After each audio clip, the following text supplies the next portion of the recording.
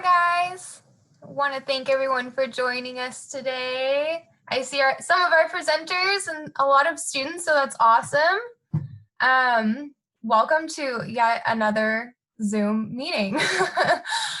This hopefully will be full of really good information for you guys.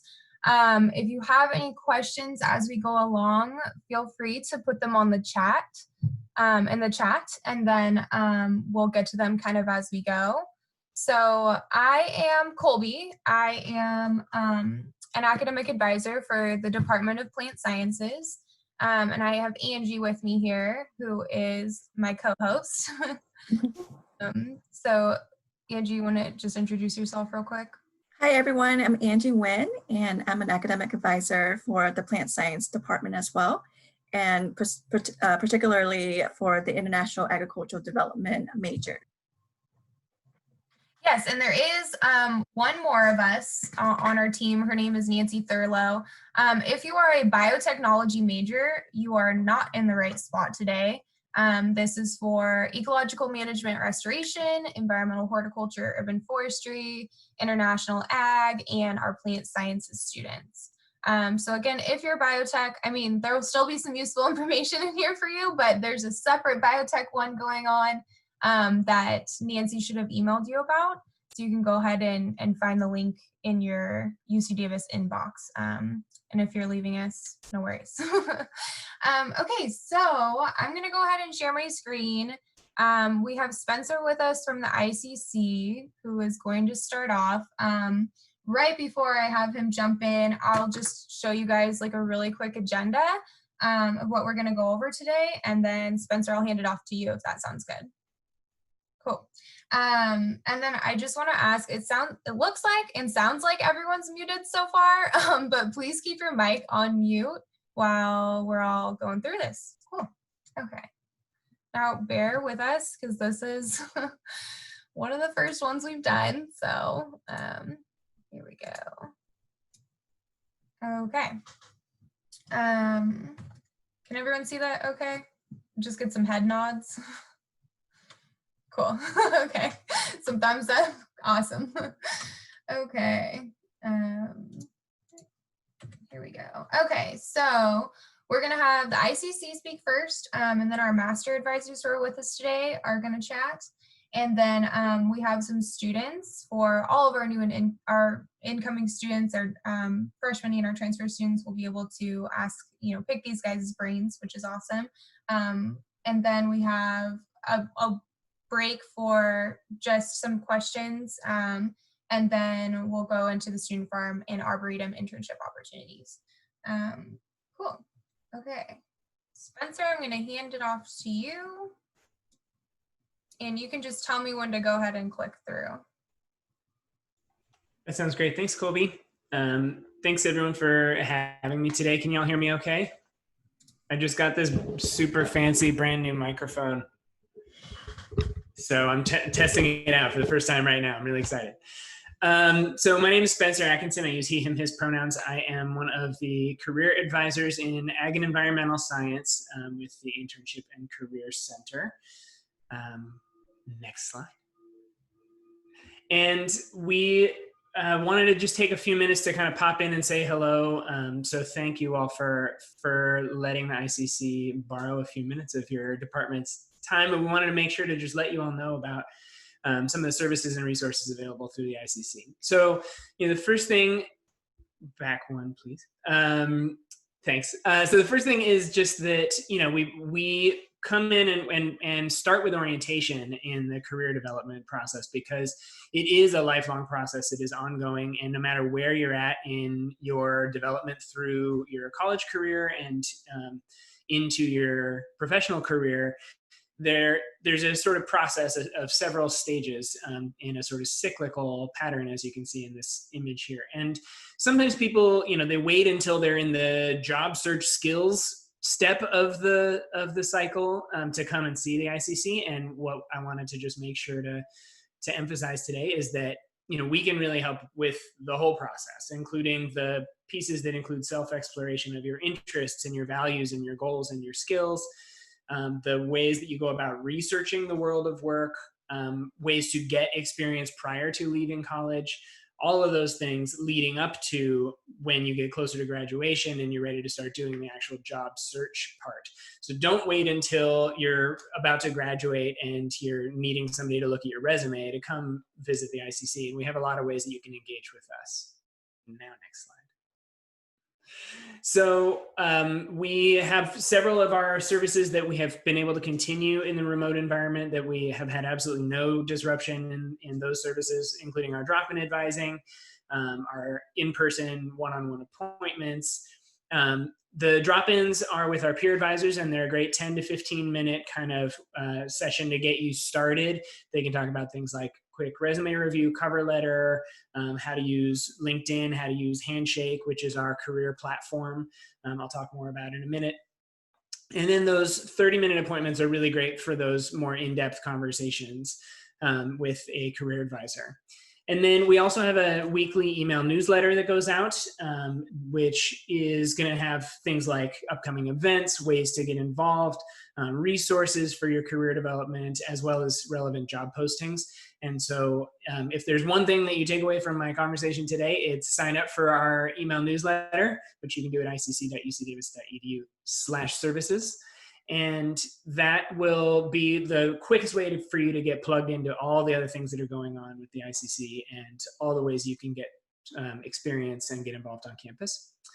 We've also added a bunch of new services since we moved to a remote environment, including a whole catalog of brief 3 to 5 minute videos in our YouTube channel, which include things like tips on resumes, tips on interviews, how to prepare for a virtual interview environment, how to network, those kinds of things. So we've got a whole catalog of videos for that, as well as we've taken some of our core workshop content, things like resume basics, interview basics, cover letter basics, and we've converted those to video media as well. So those are also in our YouTube channel, so that you can access those 24 hours a day. You don't need to come during the business day when you probably have lots of other things competing for your time to access those workshops.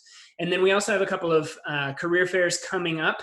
We have converted those again to a virtual environment, and we're really excited about the platform, which is actually also through Handshake. So again, I'll talk about Handshake in a second, but save the date for those. The registration for both the fall fair on October 14th and then the STEM focused fair on October 15th. Those are open for registration now. You can go in and you can actually see the list of which employers will be at those fairs, and you can start signing up for those today. Next. Thanks, Colby. I mentioned Handshake a couple of times. So Handshake is our career development platform. It is where you can find a calendar of events, both on campus and being hosted by employers virtually across the country. You can also find all the information about the career fairs that I just mentioned. You can search for job and internship postings. Thank you, Angie. And you can also sign up for your advising appointments. So that's where you would sign up to see a career advisor, is in Handshake as well. And you can also use it to connect with students and alumni and view their platforms, similar to how you might use a platform like LinkedIn. So there's a web browser version as well as a mobile app. So I encourage you to download the app right now. It's free. And then hopefully at some point soon, activate your account through UC Davis. Next slide. So there are 4 things that I want to make sure you know that you can start doing right now. The first is you can download our career resource manual, which is a 50-page manual that includes everything from resume samples to common interview questions and how to prepare for interviews, how to network, how to prepare for a career fair, all of that in this PDF. It's available on our website. You just go to the main ICC page on the right-hand side, just click on Career Resource Manual. Next, fill out your Handshake profile. So I mentioned only 12 or 15 times now, Handshake, and that is going to be really important for accessing all the other things that I've talked about today. So your Handshake profile needs to be complete with your school year and your either major or intended major, so that you can sign up for advising appointments, so that employers can see, and so that Handshake can use the information in your profile to promote relevant job opportunities and internship opportunities in your direction. So the more complete your profile is, the more useful the information that Handshake shares with you is going to be. And so you'll want to do that right away. Get in there and activate your Handshake profile. If you're having any issues activating your Handshake profile, then you can just send me an email. My email information will be on the last slide, and we can help get that set up, because sometimes when we import all the new student information, a few of the profiles get a little funky. So happy to help troubleshoot with that if that's an issue. And then again, save the dates for the virtual internship and career fairs. Those are also in Handshake. So again, Handshake.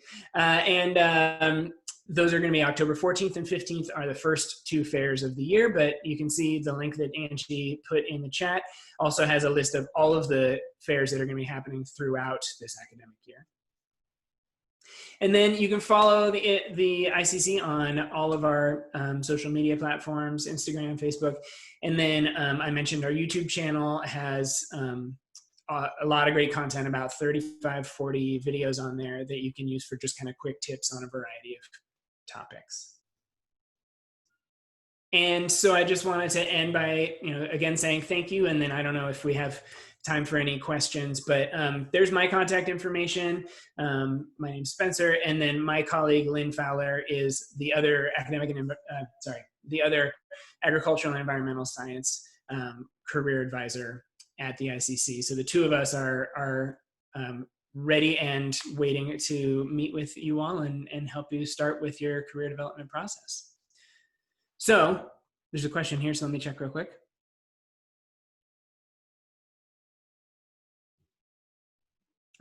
Okay. Cool. So, different labs are going to have their own protocols around safeties and things. So actually I think probably for lab research, really it's going to vary by department, because it also depends on what kind of chemicals they're working with, what kinds of equipment they're using. So if there's a particular research lab that you're interested to work with, you can many of the labs actually have a website where they provide information about how to go about getting involved. They'll have a section for graduate students, a section for undergrads, information about how to apply to be an undergrad research assistant, and all the information about how to apply there will probably be on those websites. If a particular faculty member doesn't have a website for their lab, then you can also contact them directly through email. And then the other resource I want to mention for research specifically is the Undergraduate Research Center, which is a fantastic resource for getting involved in a variety of research opportunities on campus. It is, challenging right now. There's this pretty limited capacity in terms of people being physically in labs, and we're really trying to be thoughtful about, as a campus, not having too many physical bodies in a lab at any given time. So that's the other piece to just kind of keep in mind that, this quarter there may be some limited opportunities for in-person research. There are a lot of ways to get involved with research that can be done remotely, doing things like literature reviews, doing things like data analysis that don't involve actually being in a physical lab. So those might be good things to look into just to begin getting connected and involved with some of those research opportunities until some of the more in-person ones open back up. Great question though. Thanks, Corinne.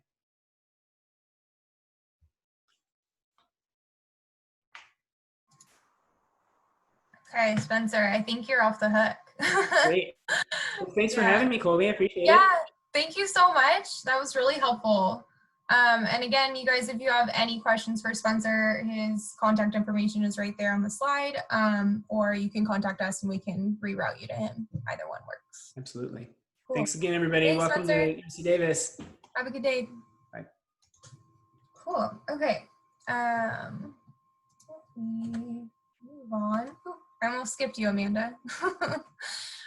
So now we're going to hear from Amanda Crump, who is the Master Advisor for International Ag and Development. And she does a million other things, but I will let her tell you about all of that. Amanda, you want to go ahead? Yeah, you can hear me okay? Yeah, I can hear you great. Yeah, cool. So hi, everybody. Welcome to UC Davis. I'm really excited that you're all here, regardless of if you're international ag development majors or otherwise. And if you're not an international ag development major, you can still take classes in our course. There's my plug. I'm sure Ken will get to plug his too. So I have been at UC Davis for just 2 years, almost 3 now, and I teach 3 core courses for the undergraduate major. I am a rural sociologist, and my work focuses on understanding how women farmers can do their jobs better in other countries, essentially. So my group looks at women farmers, farmers with disabilities, farmers who are nomads, just any kind of marginalized farmer that lives somewhere else. And we try to understand how to make agricultural technologies work for those people. So I teach IAD 10, which is an introduction to international ag development. It's just a broad overview of our field of study. And then and that's all every winter, every year. It's a big class. It also satisfies a GE writing requirement if you need one of those. And then upper division, I teach a class, IAD 103, which is focused on social change, on predicting social changes in development. And then in the falls, I teach a project management class. So if you are interested in managing large projects, that would be a good class for you. And so they gave us a list of small questions to answer. And so I'm going to go back to them. But one of them was, how did I figure out what I wanted to do when I grew up, essentially is what it says, right? Colby and Angie. And definitely, you know, international agricultural development is something that you don't maybe not think about when you are in high school as a field of study. And what had happened is I had studied agriculture and then moved abroad and worked in disaster relief and figured that these two things have intersections, right? So if you're working somewhere else and a disaster hits, people still need to be able to farm. And so that's when I figured out essentially my job forever. And so Eleanor is here and she gets to talk later, but one of the questions is about how students can get involved in our work. And Eleanor is an undergraduate who works on my team. And you know, it's through networking that Eleanor and I met. She hasn't taken one of my classes. And so she was brave enough to come in and introduce herself to me, and we just got to know each other very well. And then when I finally had an opportunity, then it was very clear that Eleanor would fit. She's getting to do some really cool stuff, so I'll let her explain that when she gets on. But as undergraduates, you know, you'll all have an opportunity to work with a professor, and I would just say that's beyond classes, that's one of the most exciting things about being at a university like this. So is that you get to meet people who are doing amazing research and learning new stuff. So maybe I'll stop and I'll let Ken talk, and then we'll go on. Yeah, just to add to that too, Amanda, at least one of the biggest questions for me is like, how do I find an internship, or, you know, when am I supposed to start? And I just can't stress enough like how important it is to reach out to faculty members directly and not just on platforms like Handshake. I've been on campus for 5 years. I've had a lot of student employees, one of which who will speak next. But that's just the best success that I've seen as far as students getting opportunities that, you know, in labs or not in labs, anything related to what they want to study afterward. Yeah. And I also would add that, you know, we're really well connected all over. So if a student comes and she says, oh, after I graduate, I have this opportunity to move to Washington, D.C., you know, then we can introduce to other people too. So yeah. Yeah. Oh, Katerina added, reaching out to grad students in labs that you're interested in is also a really good way to get some research experience. Yeah, A for lot sure. of times, you know, as an undergrad, you'll be working under a master's student or a PhD candidate and not directly under the faculty for a freshman on here. And so, yeah, that is a great ad. Oh, there's a question, Oh, Amanda. do we work internationally? So I've worked in 19 different countries. So I've worked all over Latin America, most of Africa, and then Southeast Asia. And right now I have like 6 grad students and they're focused, most of them are focused in West Africa. So we have several students who are working in Senegal and Mali and Niger. And then I have 2 students who are focused on Latin America, and maybe soon we'll have a student from Nepal. So yeah. But you'll find that all over UC Davis, all of the faculty and a lot of the students do work almost in every country. Good question. Thanks, Jean. Okay, thanks, Amanda. I'm going to pass it over to Ken, who is the Master Advisor for Ecological Management and Restoration. And again, he does a lot more than what's on this page, so please visit his link here as well. Either Angie or I will throw that in the chat for you guys. But Ken, I'm going to let you take it away. Okay, well, thanks again for inviting me to visit with you all about this. Can you guys hear me okay, Colby? Yep, okay. And let me just get, here we go. So yeah, my name's Ken Tate. I have been at the University of California at Davis for, well, this April, 25 years. I started here right out of my PhD. And so I've spent my entire academic career in this department. I was actually hired originally in the Department of Agronomy and Range Science, which about 10, 12 years ago, agronomy and range science, the Department of Pomology, which is the study of fruit trees and nut trees, environmental horticulture, and vegetable crops, are 4 kind of historic departments that came together.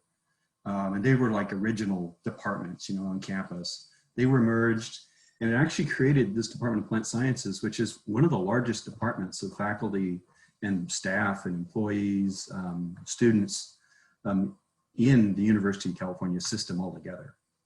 We're 75 faculty in this department, which is quite large.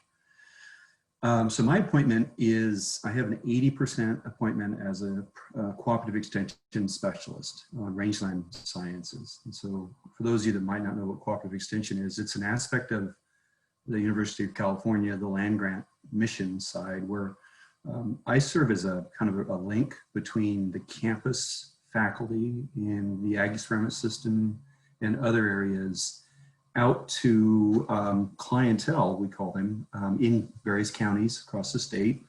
And as a specialist, I specialize in, you can see behind me, how do we sustainably graze with livestock these kinds of landscapes, which comprise about half of California's landscape.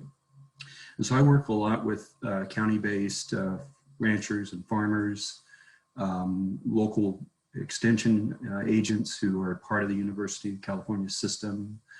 They're kind of embedded in those counties. They live there. They know everybody involved in the areas that they work in. And it's my job to transmit back and forth new knowledge that's being created at the university in partnership most of the time with people on the ground, and then to make it accessible, but then also to translate back to campus some of the research needs that real people are facing.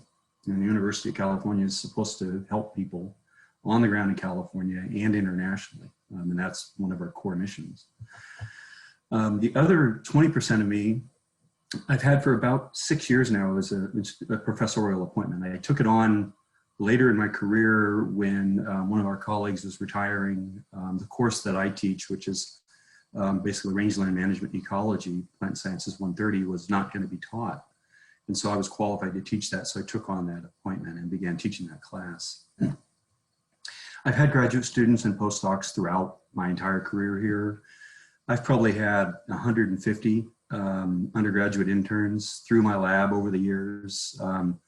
early in my career, we ran what I call a high throughput water quality lab. We'd analyze 5,000, 6,000 water quality samples from streams and lakes all over the state of California through the lab, and we just had a great bunch of undergraduates from various majors that made that possible and kind of really created a real positive culture in the lab. It was great to walk in the lab and have 6 or 7, undergraduates interacting, working on stuff, all of that. So what I spend most of my research and extension time on is trying to find and demonstrate sustainable livestock management on rangelands. And so the primary agricultural use that we can make on rangelands, like these lands behind me, which are beautiful naturally occurring ecosystems, they're not really suitable for farming, and people make a living off them via livestock in California, primarily off of beef cattle. There's a lot of concerns about that. So there's about 45 million acres of rangeland that's grazed in the state of California. About half of it is privately owned, and about half of it is actually publicly owned and managed by federal agencies such as U.S. Forest Service, Bureau of Land Management. And as you can imagine, there are strongly held opinions about whether or not livestock grazing is appropriate, how it's contributing to climate change, how do we manage them sustainably. It's a really great place to be a scientist, right at that crux, and try to bring science to the table, try to be an honest broker in kind of resolving that conflict and helping policymakers where they're interested, which we know they're not always interested, but if they are, be able to use the best available science that we have. And so that's what I spend a lot of my time doing. In terms of how I got interested in that, I have a background in this type of landscape. I grew up in Oklahoma. I have some background in agriculture in my family. I'm kind of a reluctant professor. I reluctantly continued in school. I'm like, okay, I got a associate degree in agriculture from Northeastern Oklahoma Agricultural and Mechanical College, but none of you have ever heard of NEO. So I went there and I did well. Education was really important to my parents, and they pushed us hard. And so I went, okay, fine, I'm gonna go get an AS degree. And then, an advisor there, which like Colby and Angie, said, you really ought to go to state school. You really ought to go to Oklahoma State and get a 4-year degree. And I said, okay, fine, I'll do that because I can get a better job, right? And so I got to state school and actually liked it, did really well because I enjoyed it and I had good professors. Discovered, I always loved this landscape and discovered that, hey, there's a whole discipline. There's a whole scientific discipline that studies this called range management. And so I got involved in the range management club at OSU. I ended up started out as a treasurer, and then I became the president the last year. And but I was pretty much sure I was done. I was going to go work for the Forest Service out west somewhere where there was just nobody. I wanted to be out in that open country, just doing work. And but Bob Gillen and Dave Engel and a few others who were my advisors there, said, well, you really ought to get a master's because to get into those federal agencies, a master's is usually a better opportunity. And that was true. It was true. And so, okay, fine. So I'll do a master's. And first thing you know, I'm doing a PhD. And then I got a professorial job at UC Davis. I don't know how it happened. It was reluctantly pulled along. And I think that's okay. Not to know exactly where you're going to end up and what you're going to do. At any one of those stages, I could have kind of opted out of continuing in school and probably been okay, gotten a job. But I wouldn't trade the whole trip for anything. And I've been very, very happy with the work and the time I've had at UC Davis. So that's kind of how I got to where I am. I think I've given you the advice in one of those questions, which is get to know people and keep an open mind. It's okay not to know where you're going to end up. It's okay. I don't know where I'm going to end up sometimes still, right? Things have happened in my career that I could have never guessed or foretold this year, right? For goodness sakes. How could we know? But things will get better. There will be on-campus interaction. There will be work in labs. Don't worry about getting lab safety trained. We'll take care of that. We'll take care of that. First thing is to get to know people, get to know professors, engage in the clubs, speak up. And that's probably the best thing you can do. So with that, I've kind of rambled on a bit. I might just hand it back to Colby. Cool. Thanks so much, Ken. Does anyone have any questions for Ken at this time, or should we move it on? I just want to reiterate too that as for master advisors, these guys are your experts. I'm like pointing to them on the screen. You guys can see them. These guys. You know, as staff, a lot of the time, staff advisors, we do not have like a background in what we're advising you on, ironically, but we deal with all of the logistics for your degree, and we're very well versed on, you know, when the classes are offered, what conflicts with what, that kind of thing. That's why you have us. And for master advisors, they're so important because they actually like live and breathe this stuff, as you know, we do not. So they are your go-tos for anything like industry question related. Cool. Let's see. We have a chat from Kate. Yes, you guys are a kind of a small group. So all the majors in here are smaller majors. Our biotech is definitely the largest group out of the 5 in our department. So yes, Kate, I will get the best way, actually.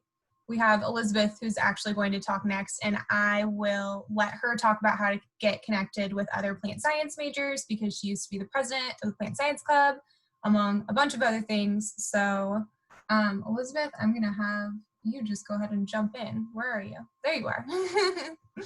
Hey, sounds great. How are you? Good. Yes, I can hear you. Great. Hi, everyone. My name is Elisabeth Doody. I'm a bit of a fraud. I'm not a student right now. I graduated in 2019 with a bachelor's degree from the Department of Plant Sciences. I currently work at Good Farms. We're a farming company here in California. Well, here for me, not sure where you guys are, and in Mexico. And I'm going to give you a little bit of background on my experience and how that transitioned to a job I'm completely in love with and continue to have right now in spite of the pandemic. So lots of things to be grateful for. And again, feel free to shoot out questions. To reiterate what everyone said before me, it's about connections, it's about relationships, and that starts right now. So feel free to reach out. Colby, I know there's a bit of a panel. Do you want me to prepare to answer questions or just kind of talk about what I do?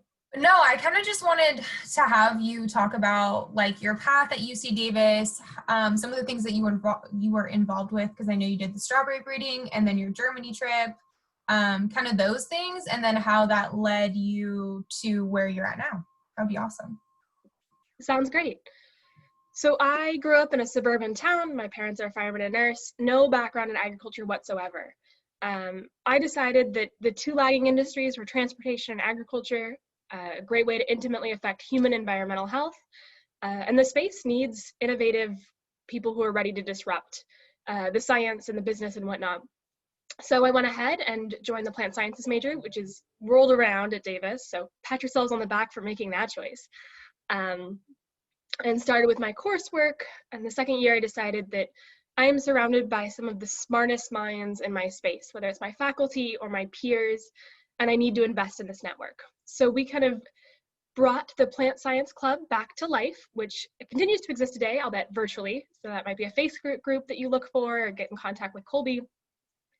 I'm going to give you some tough love here. You're paying too much just to go to class, to sit in a lecture over Zoom. If you're me, you're going to fall asleep in at least 4 or 5 of them. It's not worth it just to be there for the 50 minutes. You need to connect with faculty. You need to connect with your peers. The network is amazing. You have one of the most impressive brands in agriculture. Invest in that. So connect the Plant Science Club, and then use that to launch other opportunities. I found this job my freshman year because a free tour was introduced for California agriculture. I was able to get a job in Germany for 3 months as to study plant intellectual property, and now I'm a project manager working the space. So I'm a little different. I knew that while I respect and am so grateful for research, it wasn't for me. I wanted to be on the technical side, the implementation. And it was the coursework, the curriculum, but mostly the relationships that got me here. So can't recommend that more. And then, do you want to talk a little bit about, oh, sorry. I just wanted to have you talk a little bit about like the role of a peer advisor, because we actually don't have Tasia here today. Okay. Since you worked for me for 3 years. Yes. I think if you could talk about how amazing peer advisors are and what you guys or your old job can do for students now, not even just, you know, in the plant sciences department, but also the dean's office, ICC, all that stuff. Yeah, absolutely. So the plant science department at UC Davis, along with other departments of the university, created a student peer advisor position. And that's someone who's meant to connect with you over, it can help you with anything from how difficult it is to figure out rent and your laundry versus guiding you through classes and kind of the secret tips and advice on, you know what, this class is really challenging, I wouldn't take it at the same time. So I'd recommend your peer advisor, someone you can confide in, but who's also kind of a comrade in this. So the peer advisor is someone you can email when we've gotten to a more sustainable place in terms of in person, you're able to meet with us. And your peer advisor is designed to give you advice on coursework, general motivation on how to be a student, how to access resources. If you need something, it's out there, but finding it is the challenging part. That's a peer advisor's job. And then designing schedules, helping you decide what classes are more challenging. It's a bit of a puzzle. So making that network work, there are students and faculty out there, again, engage.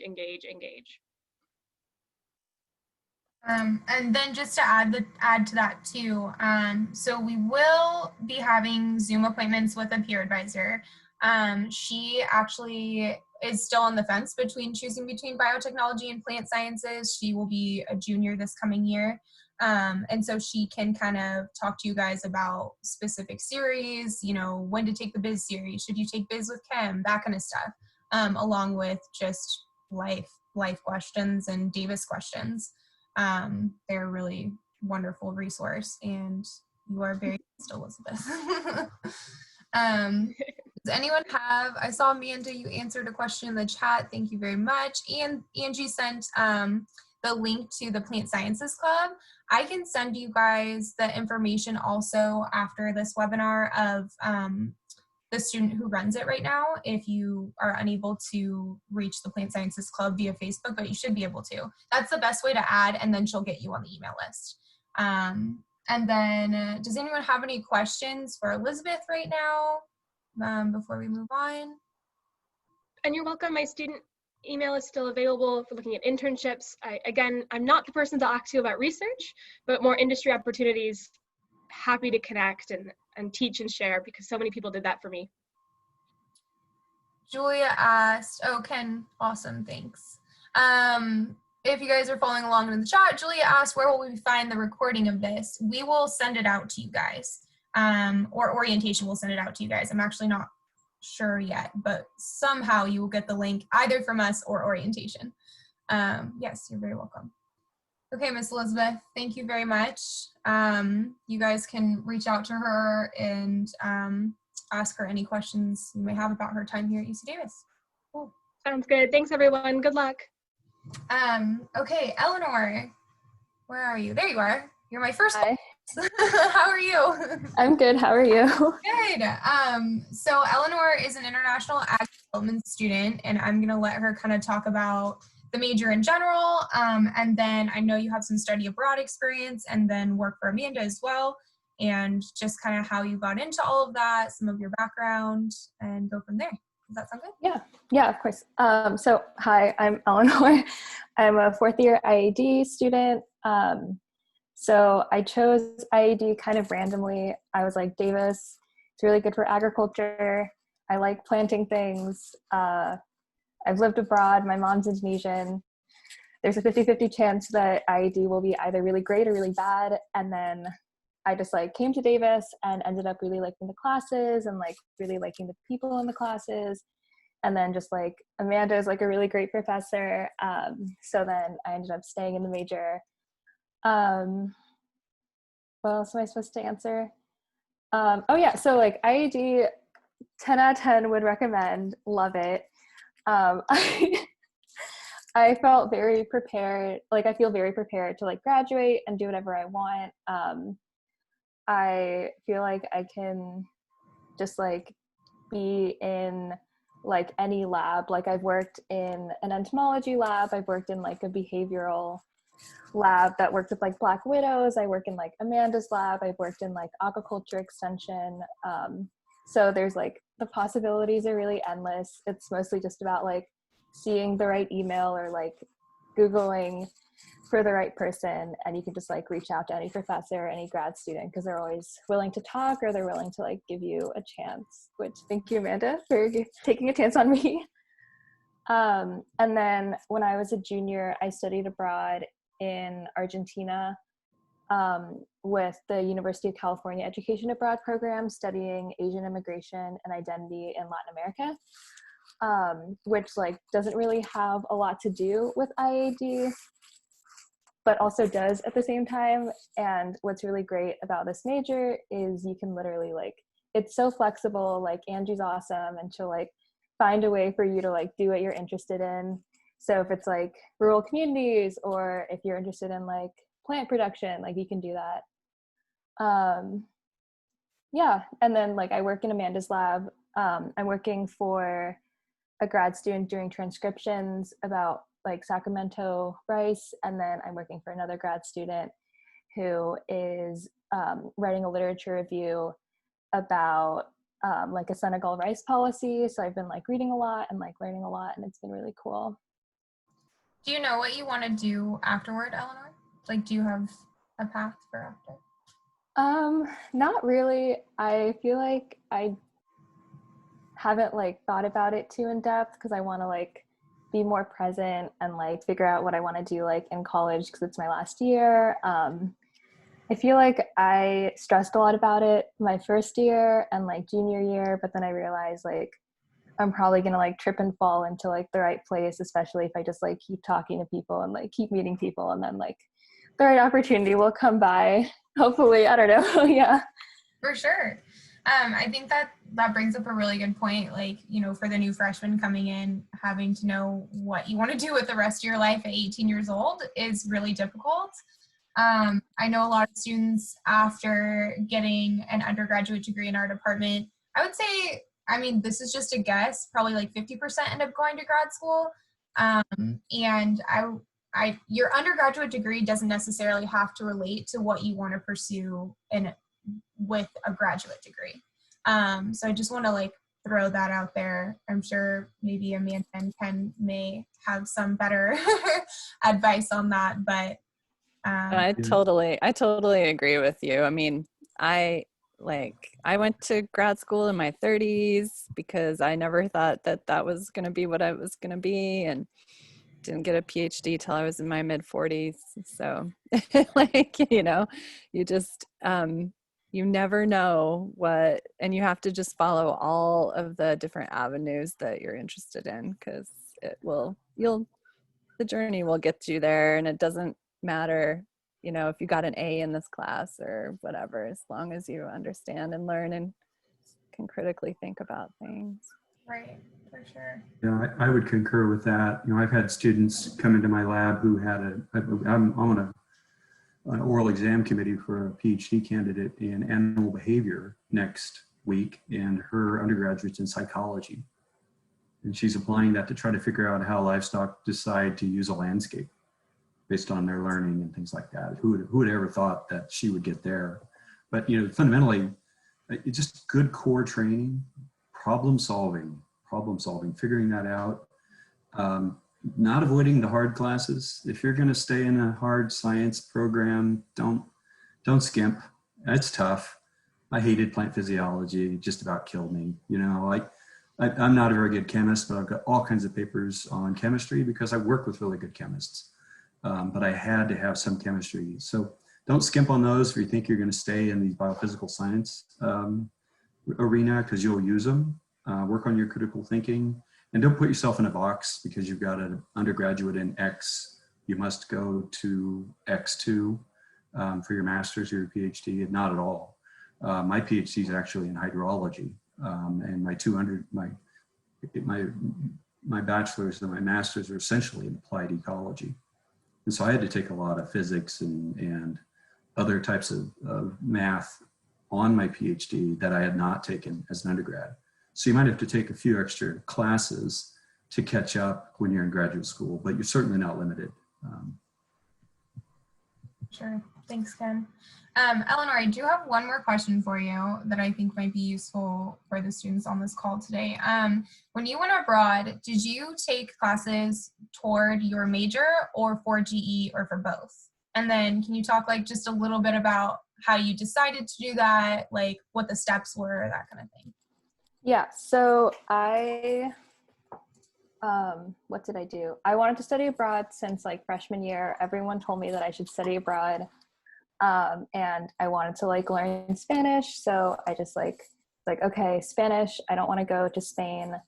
All of the programs in like the other, like in South America or Latin America, needed like at least 2+ years of in-class experience. So I was like, okay, like my program is new, so I'm just gonna like do it. And then I used all of my classes from study abroad as my restricted electives.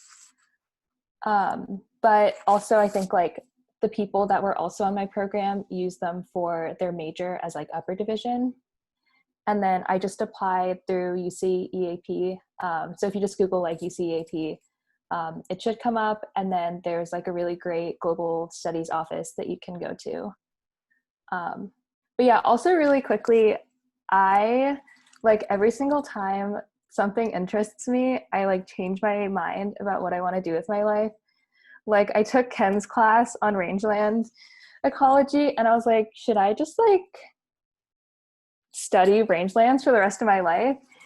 And then like I was in Amanda's class and someone was talking about like pastoralism, and I was like, should I just like study pastoralism?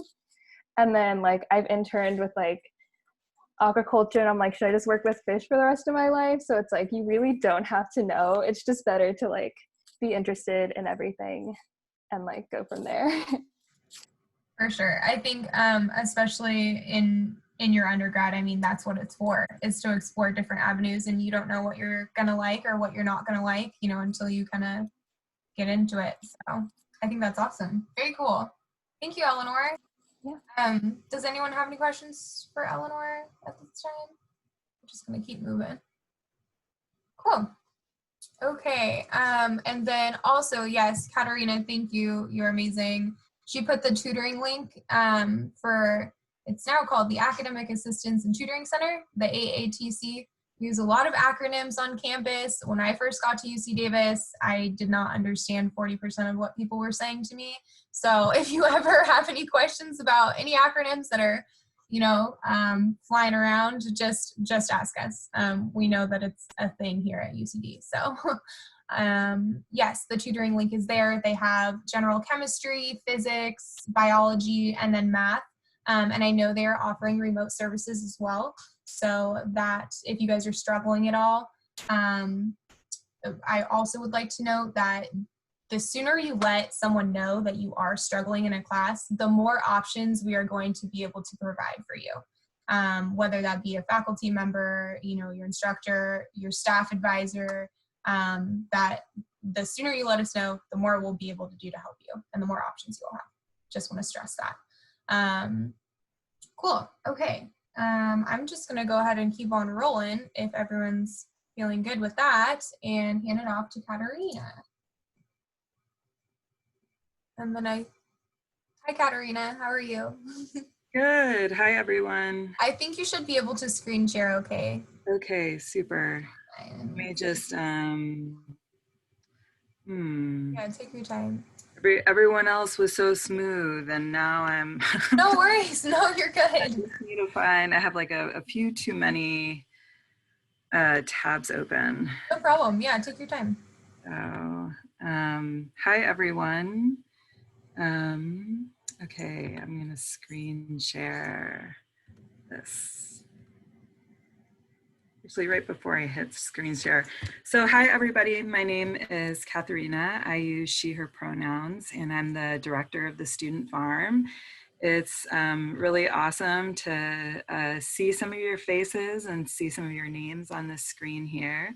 I'm gonna share a slideshow right now and talk a little bit about the Student Farm at UCD. And I'm not gonna be keeping track of the chat, so maybe Angie or Colby, y'all could help me with that.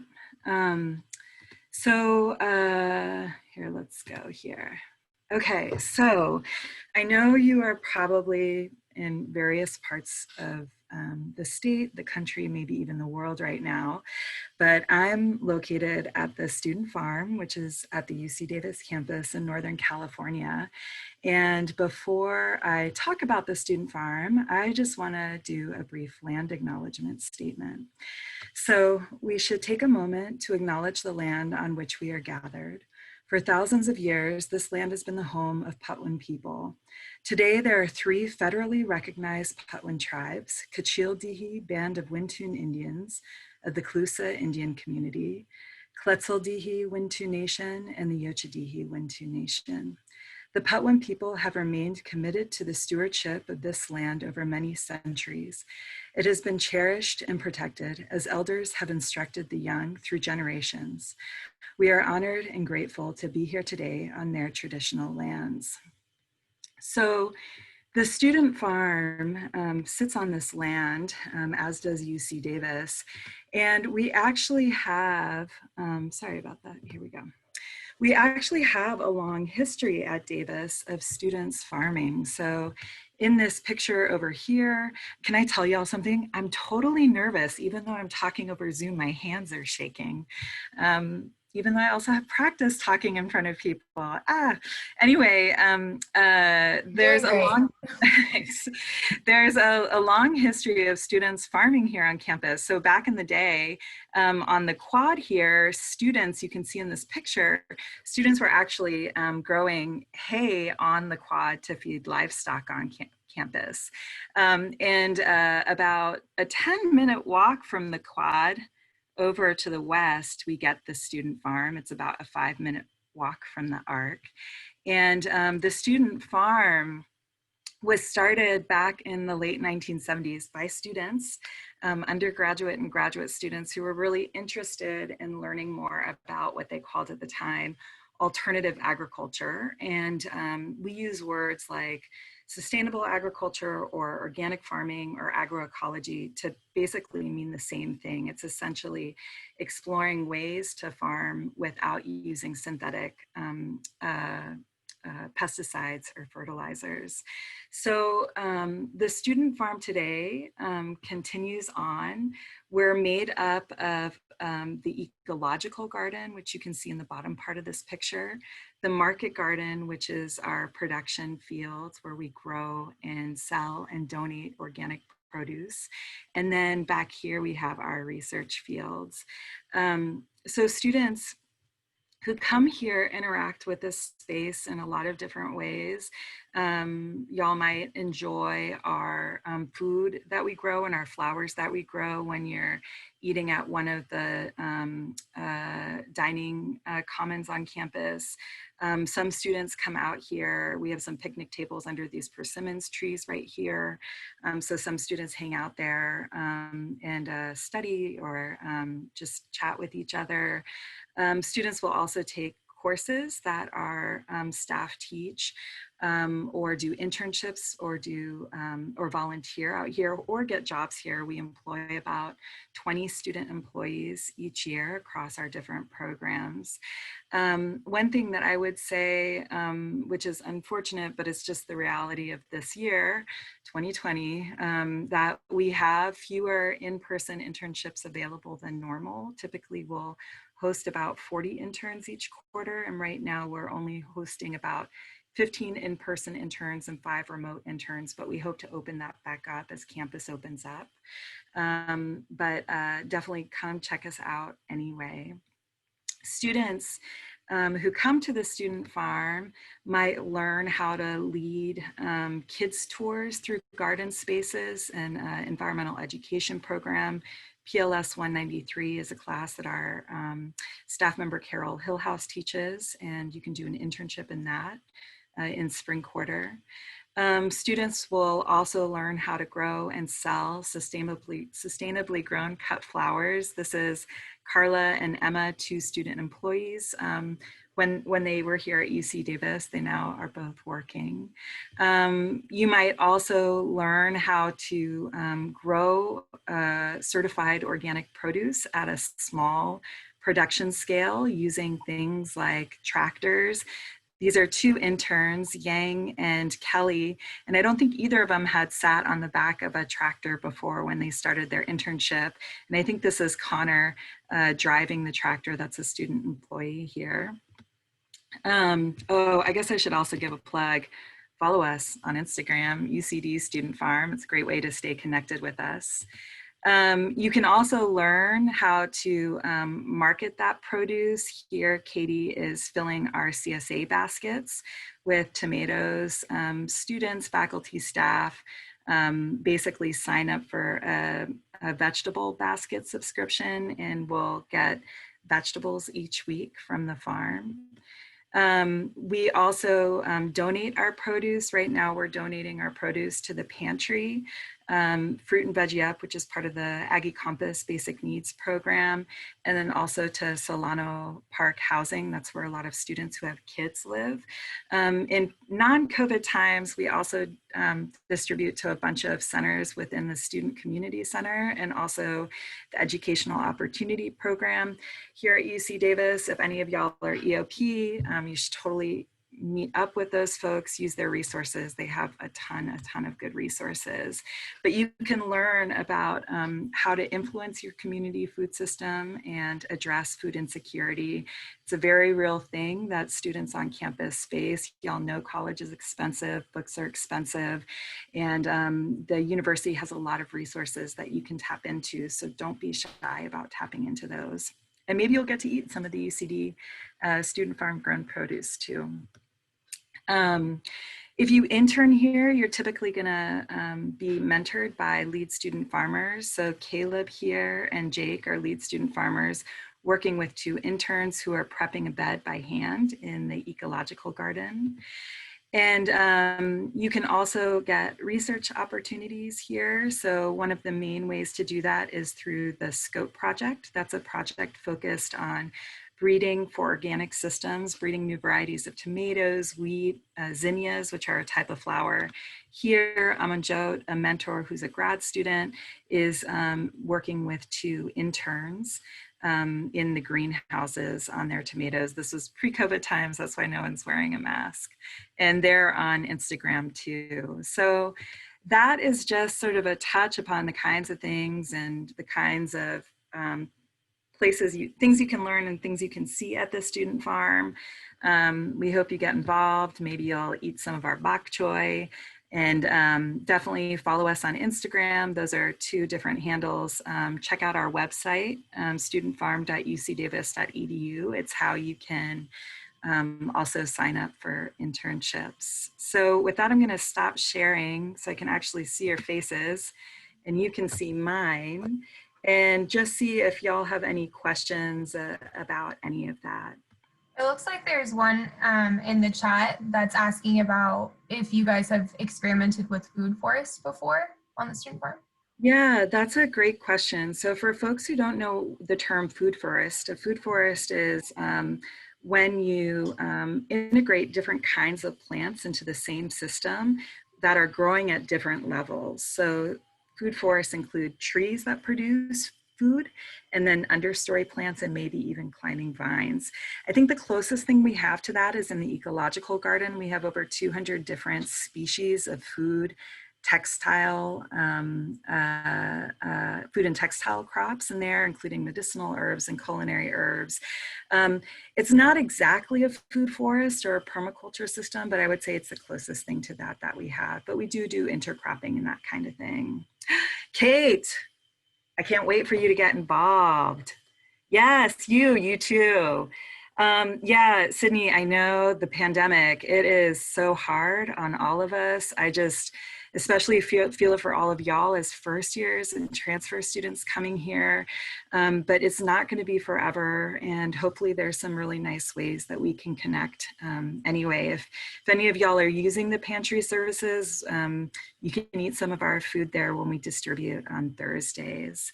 I want to ask, let's see, okay. What are some ways as students to get involved? Can you ask that in a different kind of way, Nathaniel? I would appreciate if you can ask that in a different kind of way, and I'll try and answer the question.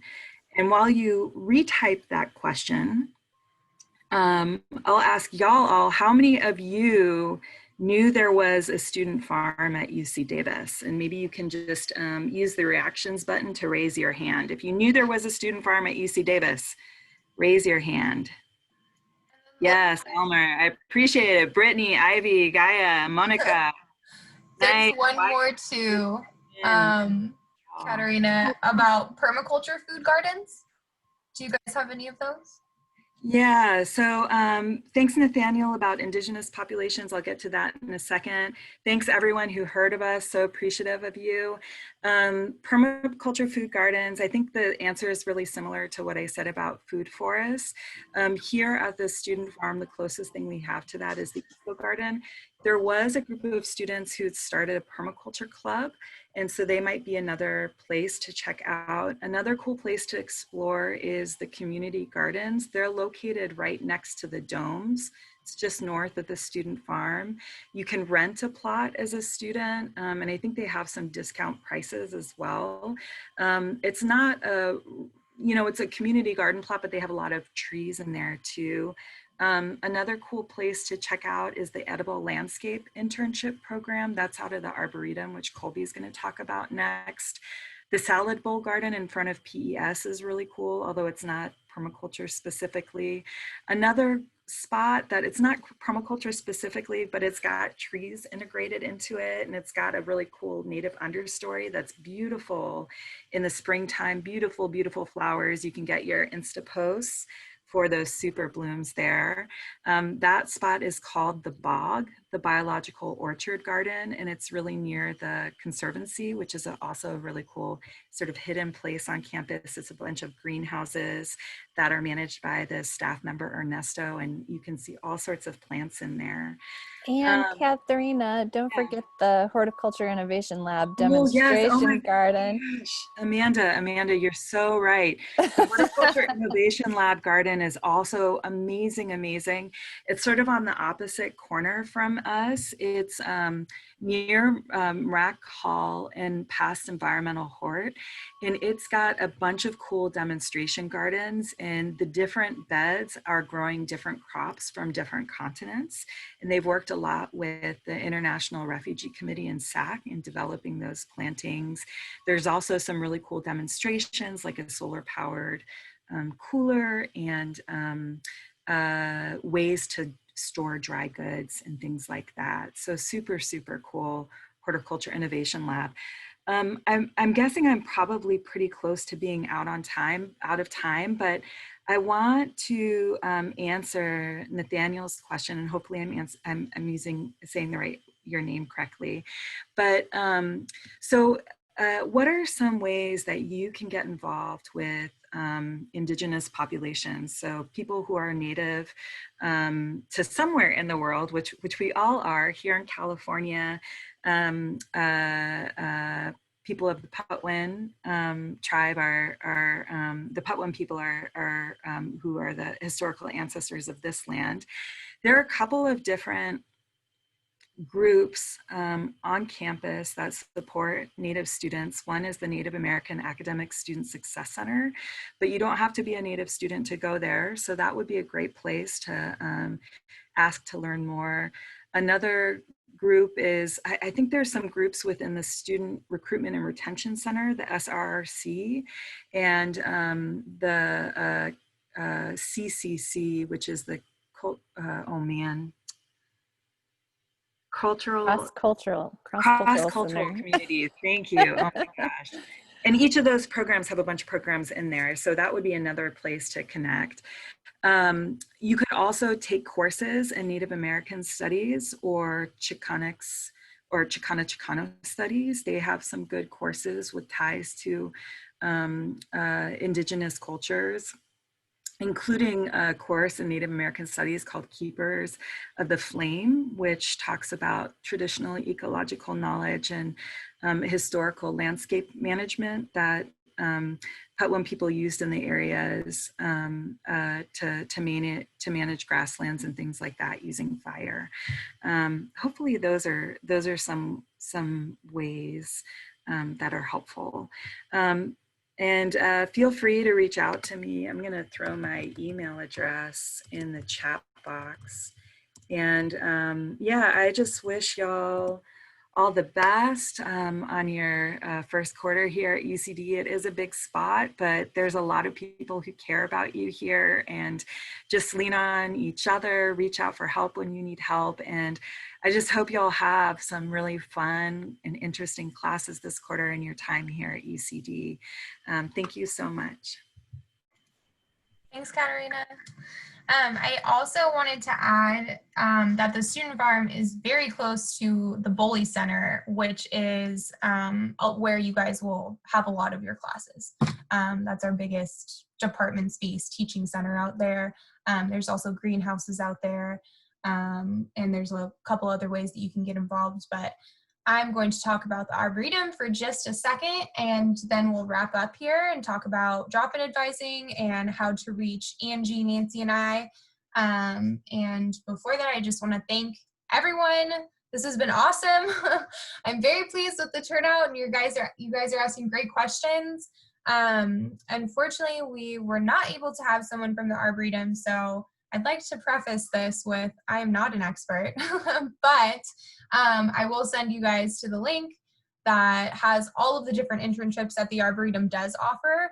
A lot of my students in EMR, in EHUF, and also plant sciences end up either working for the student farm or interning at the student farm and or the Arboretum as well. Those are probably our two biggest internship opportunities on campus. So I'm going to send the link here to the Arboretum internships page, and I'm going to share my screen and just kind of go over a couple of them with you guys. Can everyone see my screen okay? Cool. Okay. So let me move you guys over here. And here we go. Okay. So as you can see, there's a million different opportunities. I would like to point out that the Poudre Creek Riparian Reserve is one of our biggest internship opportunities for our EMR students. The Arboretum offers just loads and loads of opportunity for research as well. One of the coolest things I think about the Arboretum for students is A, not only is it on campus, B, you get to be involved with faculty and then other, graduate students who are working there as well. But they let you, most of the internships, they let you do on your own time. So I know a lot of you guys are very busy. Some of you are student athletes, you have, jobs, that kind of thing. Maybe some of you have kids, dogs, etc.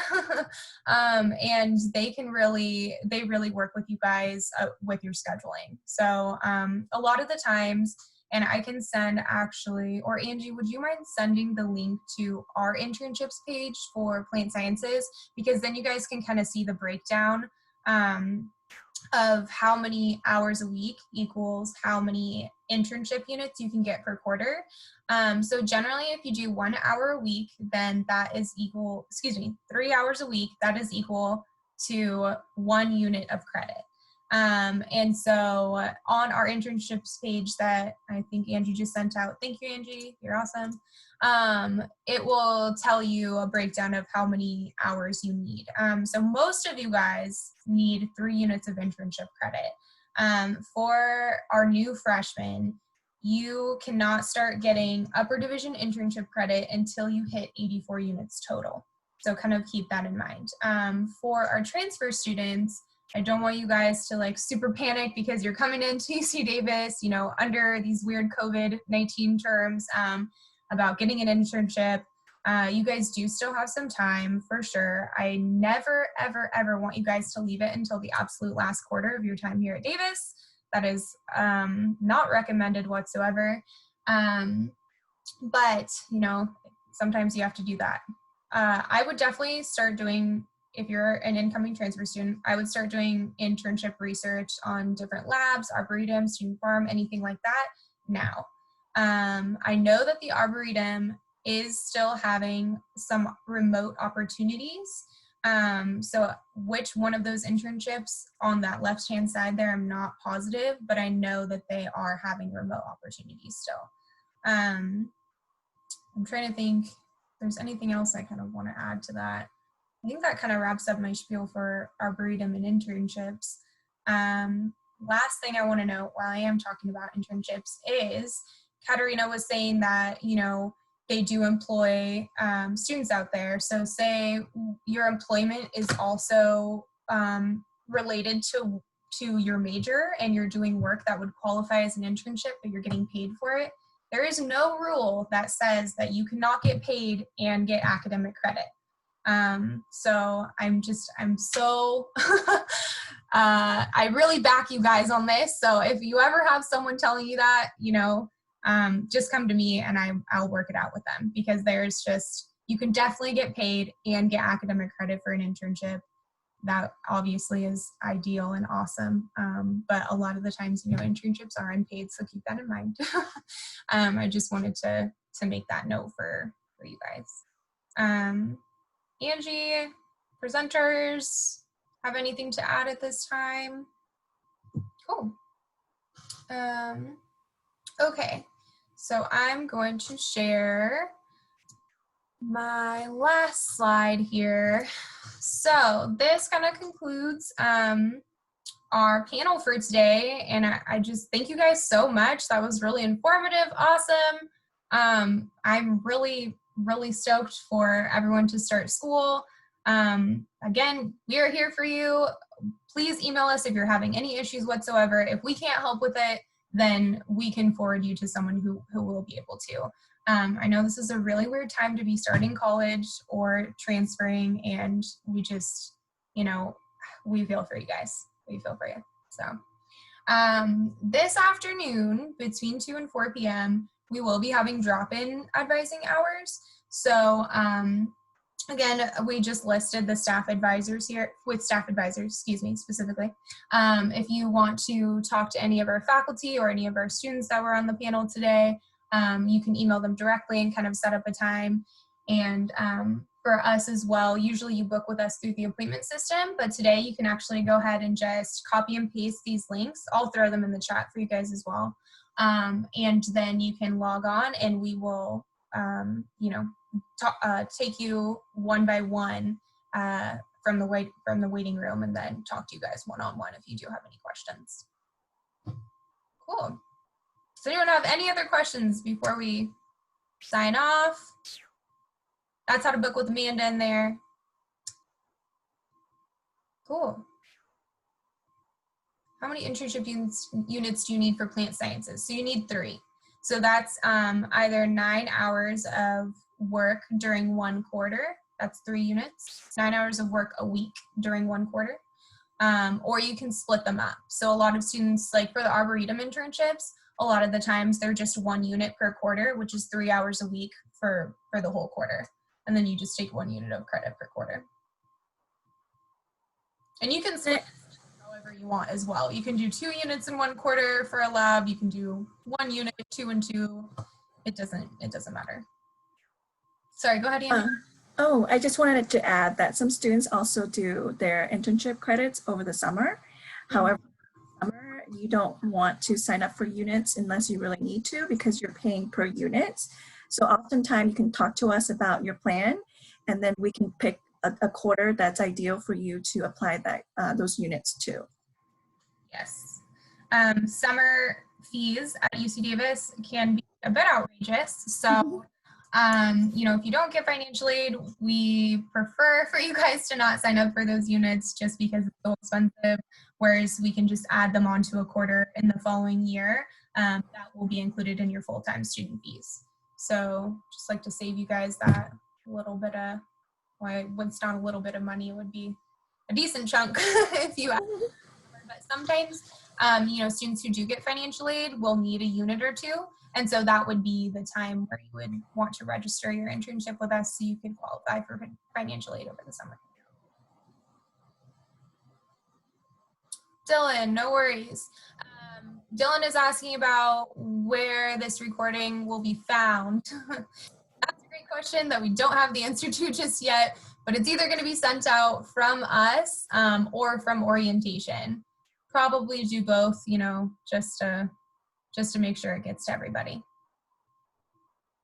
If we get an internship, how do we get credit for school? Okay, Kate. So if say you get an internship off campus, that would be signed off. So what you would do is take the internship form that we have on our internship page, and Kate, say your IAD. So Amanda would be your master advisor. So you would take it to Amanda and say, hey, Amanda, I got this great opportunity. It's at this company off campus. You would tell her exactly what you're doing.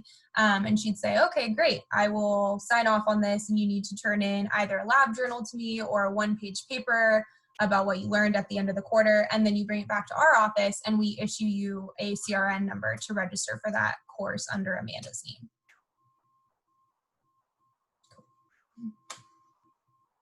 All right. Anybody else? Any questions? Awesome. Okay, I'm gonna copy and paste these links. Oops. Ooh, there we go. Okay, into the chat here for the drop-in advising from 2 to 4 p.m. Please be patient with us. We have never done drop-in advising before, actually. So I'm not sure how many of you guys that are going to be in the waiting room or how many we're going to have, but bear with us. We will get to you. And here are. Okay, I'll put mine and Nancy's in the chat for us. Awesome. Thanks, Angie. Can I say something really quickly? Yes, of course. Cool. Thank you. So do not be worried about finding an internship. If you're interested in something, you'll find your way. So you can totally email me. I'll put my email in the chat because I have interned in quite a few places. So I know people that I can keep you or I can connect you with. And then I also love looking for internships for people. So yeah, definitely hit me up. And then also jobs on campus. I have an idea of what people are looking for. So if you're looking for a job right now, I know some places you can apply to. Awesome. Thanks, Eleanor. Thank you. Hey, you guys. Thanks all for coming, and we will maybe see you later this afternoon. Again, thank you so much to our presenters. And we hope you guys have a great first week of school.